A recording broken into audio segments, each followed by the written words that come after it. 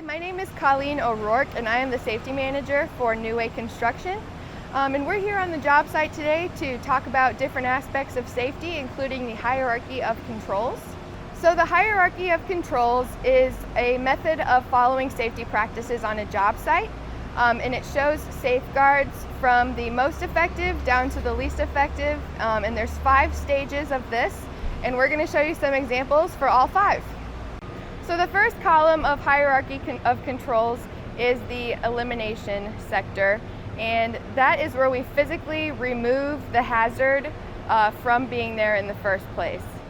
So you can see here, Dominic, hey, why don't you move away from that gas line? Yep, we remove the hazard so it's not there anymore. See, and now he's safe from that gas line. So the next tier of the hierarchy of controls is substitution, and that's where we remove something that's one type of hazard and replace it with something that's a little bit less hazardous. So a good example of this is this extension cord.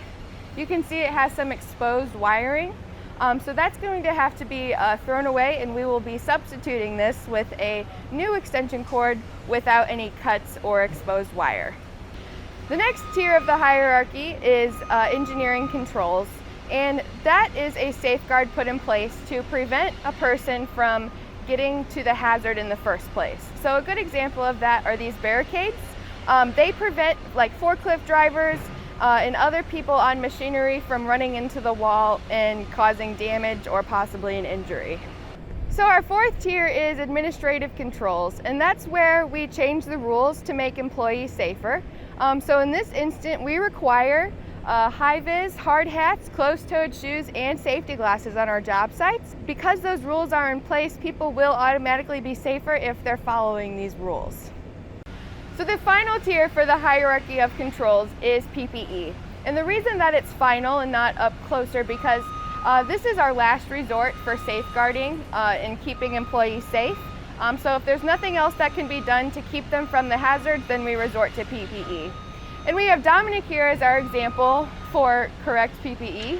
You can see he has his hard hat on, some safety glasses, he's got some earplugs ready to be put in when necessary, he's got his gloves, and he's wearing high-vis. How do you feel, Dominic? Great, safe, ready to work. Amazing. So now that we know about the hierarchy of controls, we can all work together to make our job site a safer place.